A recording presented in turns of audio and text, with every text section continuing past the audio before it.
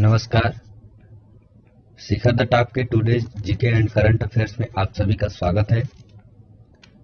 चलिए शुरू करते हैं। आज का पहला प्रश्न है जो कि पिछले दिन का अभ्यास प्रश्न है। इस प्रश्न को देखते हैं। पहले 84 मालदीव के माले में नेशनल फुटबॉल स्टेडियम में 16 अक्टूबर 2021 को आयोजित 2021 SAFF चैंपियनशिप का फाइनल खिताब किस देश ने जीता? आपके ऑप्शंस हैं option A Bangladesh, option B Sri Lanka, option C Nepal या फिर ऑप्शन डी भारत। तो इस प्रश्न का सही उत्तर ऑप्शन डी भारत। भारत ने नेपाल को 3-0 से हराकर 2021 SAFF चैंपियनशिप फाइनल का खिताब जीता है। फाइनल 16 अक्टूबर 2021 को मालदीव के नेशनल फुटबॉल स्टेडियम में आयोजित किया गया था। इसके कुछ अन्य महत्वपूर्ण बिंदु हैं, जैसे कि यह भारतीय पुरुषों की राष्ट्रीय फुटबॉल टीम द्वारा दावा किया गया 8वां SAFF चैंपियनशिप खिताब है। इससे पहले भारतीय टीम ने 1993 में, 1997, 1999, 2005, 2009, 2011 और 2015 में क्रमशः खिताब जीता था। फाइनल में भारतीय टीम के लिए सुरेश सिंह वांगजाम, सुनील छेत्री और सहल अब्दुल समद गोल करने वाले खिलाड़ी रहे हैं। चैंपियनशिप में शीर्ष स्कोरर सुनील छेत्री ने 5 गोल किए थे, जो कि एक कप्तान है हमारे भारतीय टीम फुटबॉल के। तो इस प्रकार इस प्रश्न का सही उत्तर है भारत। अगला प्रश्न है जो कि आज का पहला प्रश्न है। जलवायु परिवर्तन प्रदर्शन सूचकांक में भारत किस स्थान पर रहा? आपके ऑप्शंस हैं ऑप्शन ए 13वें, ऑप्शन बी 32वें, ऑप्शन सी 10वें या फिर ऑप्शन डी 7वें। तो इस प्रश्न का सही उत्तर है ऑप्शन सी 10वें। जर्मन वॉच द्वारा जारी वैश्विक जलवायु परिवर्तन प्रदर्शन सूचकांक में भारत 10वें स्थान पर रहा। भारत लगभग 3 वर्षों से जलवायु परिवर्तन प्रदर्शन सूचकांक में 10वें स्थान पर ही है। जलवायु परिवर्तन प्रदर्शन सूचकांक में डेनमार्क 4थे स्थान पर, जबकि स्वीडन 5वें स्थान पर और नॉर्वे 6ठे स्थान पर रहा। वहीं अन्य देशों की बात की जाए तो यूनाइटेड किंगडम 7वें स्थान पर, मोरक्को 8वें स्थान पर और चिली जैसे देश 9वें स्थान पर रहे हैं। तो इस प्रकार इस प्रश्न का सही उत्तर है 10वें स्थान पर भारत जलवायु परिवर्तन प्रदर्शन सूचकांक में है। अगला प्रश्न है, राष्ट्रीय शिक्षा दिवस कब मनाया गया? आपके ऑप्शंस है 5 नवंबर, ऑप्शन बी 9 नवंबर, ऑप्शन सी 11 नवंबर या फिर ऑप्शन डी इनमें से कोई नहीं। तो इस प्रश्न का सही उत्तर है ऑप्शन सी 11 नवंबर। हाल ही में 11 नवंबर को भारत के पहले शिक्षा मंत्री मौलाना अब्दुल कलाम आजाद की जयंती के उपलक्ष्य में राष्ट्रीय शिक्षा दिवस मनाया गया। मौलाना अब्दुल कलाम आजाद 15 अगस्त 1947 से 2 फरवरी 1958 तक भारत के शिक्षा मंत्री के रूप में कार्यरत रहे। मानव संसाधन विकास मंत्रालय के द्वारा 11 सितंबर 2008 को इस दिवस को मनाने की घोषणा की गई थी। इस प्रकार इस प्रश्न का सही उत्तर है ऑप्शन सी 11 नवंबर। अगला प्रश्न है, अंतर्राष्ट्रीय सौर गठबंधन में शामिल होने वाला 101वां सदस्य देश कौन सा बना है? Option A America, option B Vietnam, option C Japan या फिर ऑप्शन डी इनमें से कोई नहीं। इस प्रश्न का सही उत्तर है ऑप्शन ए अमेरिका। अंतर्राष्ट्रीय सौर गठबंधन में शामिल होने वाला अमेरिका 101वां सदस्य देश बना।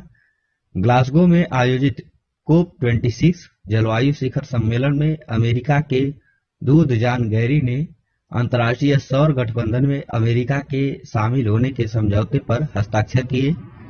इससे पहले COP26 में America one sun one world one grid पहल की संचालन समिति में शामिल हुआ, जिसमें ऑस्ट्रेलिया, फ्रांस, यूके और भारत देश शामिल हैं।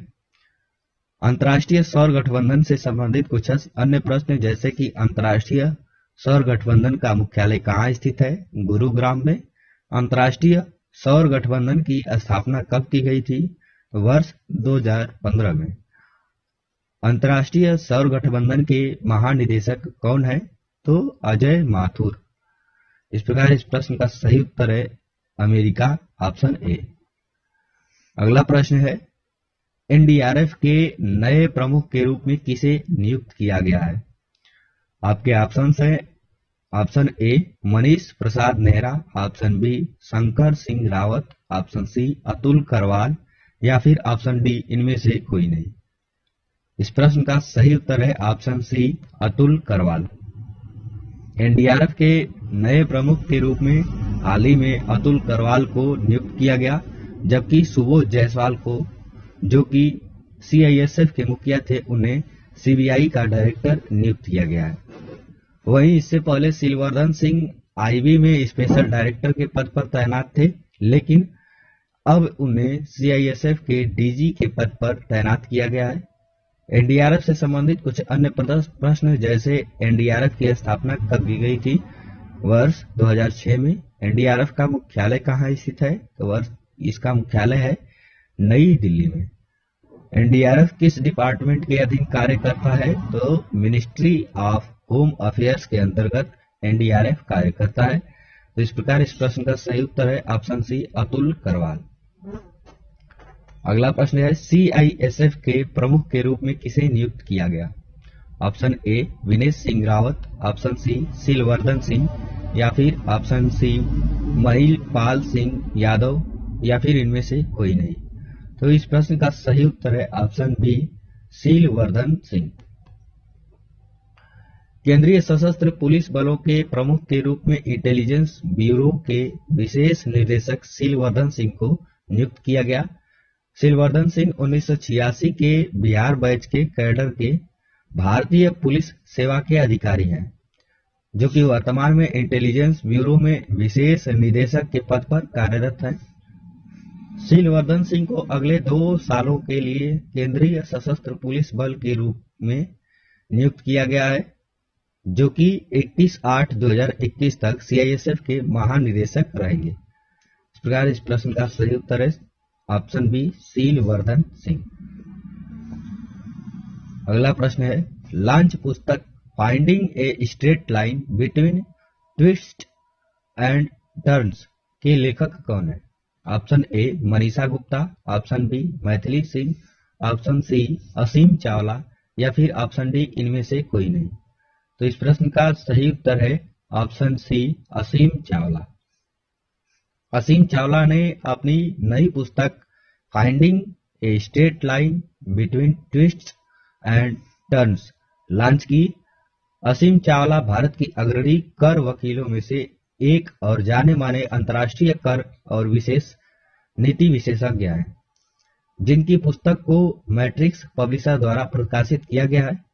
यह पुस्तक एक दशक में भारतीय कर परिदृश्य के राष्ट्रीय और अंतर्राष्ट्रीय दोनों का गहन विश्लेषण प्रदान करती है। तो इस प्रकार इस प्रश्न का सही उत्तर है ऑप्शन सी असीम चावला। अगला प्रश्न है, 1000 फीट ऊंची एप्पल चेन ट्रेल चोटी फतह करने वाली दुनिया की सबसे उम्रदराज व्यक्ति कौन है? तो इसका ऑप्शंस है MJ Everhart, option B RK Henry, option C KL Perias, या फिर इनमें से कोई नहीं। तो इस प्रश्न का सही उत्तर है MJ Everhart, option A. 1000 feet ऊंची एप्पल चेन ट्रोल चोटी फतह करने वाली दुनिया की सबसे उम्रदराज व्यक्ति एमजे एवरहार्ट बने। ऐसा करके उन्होंने अपना नाम गिनीज वर्ल्ड बुक रिकॉर्ड में दर्ज करा लिया। एवरहार्ट को उनके ट्रेल नाम निम्बलेविल नोमैड से जाना जाता है। एवरहार्ट एक सेवानिवृत्त आंखों के डॉक्टर हैं।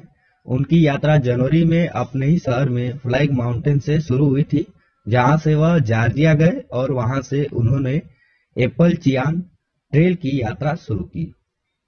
तो इस प्रकार इस प्रश्न का सही उत्तर है ऑप्शन ए एमजे एवरहार्ट। अगला प्रश्न है, ISSF प्रेसिडेंट्स कप से में मनु भाकर ने 25 मीटर रैपिड फायर पिस्टल मिश्रित टीम प्रतियोगिता में कौन सा पदक जीता? ऑप्शन ए स्वर्ण पदक, ऑप्शन बी कांस्य पदक, ऑप्शन सी रजत पदक या फिर इनमें से कोई नहीं। इस प्रश्न का सही उत्तर है ऑप्शन ए स्वर्ण पदक।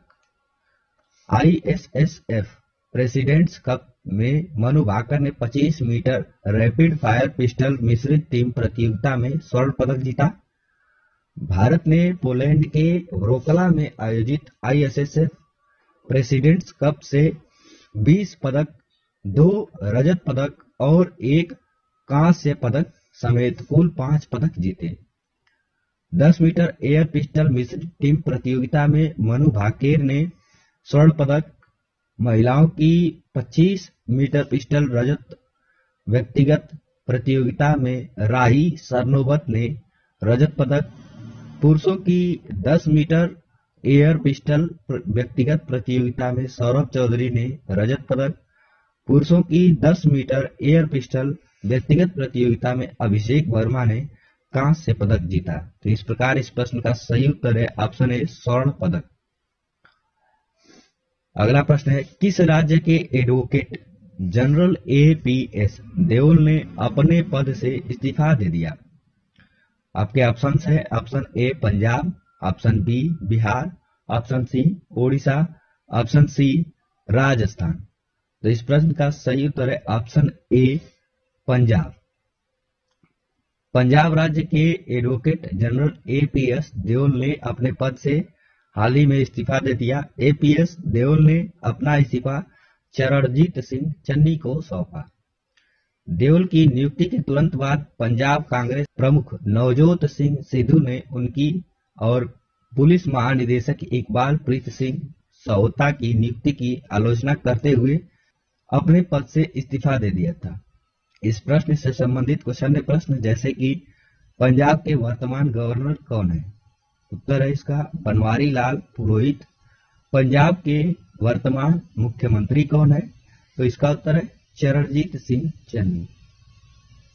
तो इस प्रकार इस प्रश्न का सही उत्तर है ऑप्शन ए पंजाब। अगला प्रश्न है, किस देश की वांग यापिंग स्पेस वॉक करने वाली पहली महिला अंतरिक्ष यात्री बनी? ऑप्शन ए रूस, ऑप्शन बी चीन, ऑप्शन सी जापान या फिर ऑप्शन डी इनमें से कोई नहीं। तो इस प्रश्न का सही उत्तर है ऑप्शन बी चीन। चीन देश की वांग यापिंग स्पेस वॉक करने वाली पहली महिला अंतरिक्ष यात्री बनी। वह अपने पुरुष सहकर्मी जाई चिगांग के साथ वह निर्माणाधीन अंतरिक्ष स्टेशन से बाहर निकली। वांग यापिंग ने लगभग 6 घंटे से ज्यादा समय तक अंतरिक्ष स्पेस स्टेशन से बाहर अन्य गतिविधियों में हिस्सा लिया। वह चीन की तरफ से अंतरिक्ष में जाने वाली दूसरी चीनी महिला है। PL की अंतरिक्ष इकाई के दूसरे समूह के अंतरिक्ष यात्रियों से मई 2010 में जुड़ने से पहले वह उप स्क्वाड्रन कमांडर थी। तो इस प्रकार इस प्रश्न का सही उत्तर है ऑप्शन बी चीन। अगला प्रश्न, टिश्यू कल्चर आधारित बीज आलू नियमों को मंजूरी देने वाला पहला भारतीय राज्य कौन सा बना है? तो यह आज के लिए अभ्यास प्रश्न है जिसका उत्तर आपको कमेंट सेक्शन में देना है। प्रश्न है, टिश्यू कल्चर आधारित बीज आलू नियमों को मंजूरी देने वाला पहला भारतीय राज्य कौन सा बना है? इसके ऑप्शंस है option A Bihar, option B Odisha, option C Rajasthan, option D Punjab. तो इस प्रश्न का सही उत्तर आप कमेंट सेक्शन में जरूर दें। आज के लिए बस इतना ही, मिलेंगे अगले दिन के वीडियो में।